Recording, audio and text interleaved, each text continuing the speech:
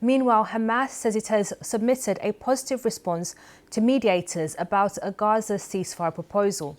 But the BBC has been told that it has requested some key changes. These include a guarantee from the US that Israel's bombardment will not resume if the ceasefire ends without a permanent agreement.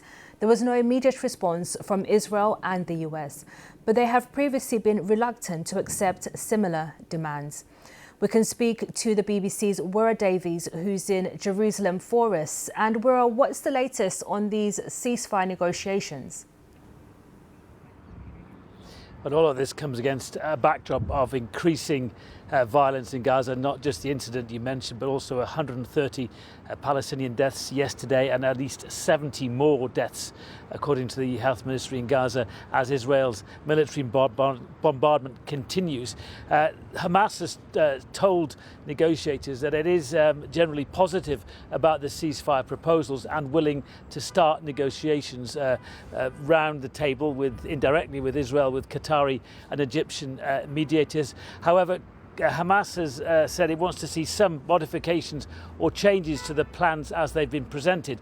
The key thing will be whether or not, after the ceasefire ends, whether or not there can be guarantees about a permanent peace, a permanent truce.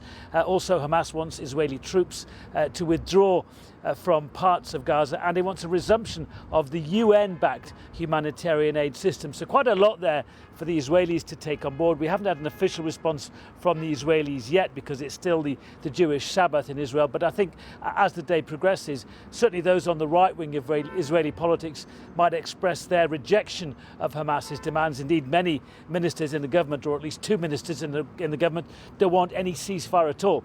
They want all aid to be stopped, and they want an intensification of Israeli military activity in Gaza. You mentioned those attacks and killings happening in Gaza. What more can you tell us?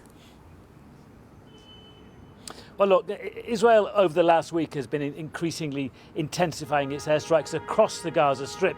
Even so-called safe areas like Al-Mawasi is a zone where the Israelis have told people to go to get away from the airstrikes. That area, Al-Mawasi, has been hit repeatedly, and in the last 24 hours, one prominent Gazan doctor and his family were reportedly killed in Al-Mawasi overnight. So a lot of people still being killed, a lot of injuries being taken to hospitals, and the situation is worsening even as we start to talk about a possible ceasefire. And we mentioned a little earlier that attack on two members of the Gaza Humanitarian Foundation. What do we know about what happened there? Yeah, this is as you said, the American-backed GHF, which has been widely criticised. Some people have said that its members have been firing on and attacking some Palestinian civilians at and around the aid centres. But they also say that they're coming under attack. And to that point, they say that this morning, two of their American aid workers were lightly injured when a grenade was thrown at one of their 4 distribution centres. The injuries are said to be light, but it just shows the danger that attracts these distribution centres, and is another reason why many in Gaza, certainly in the UN and the sister agencies, say we need to change the method of distributing aid. They're saying let the UN distribute aid to 400 centres around Gaza rather than rely on these controversial GHF operations. Wira, thank you. That's our correspondent, Wira Davies, in Jerusalem there.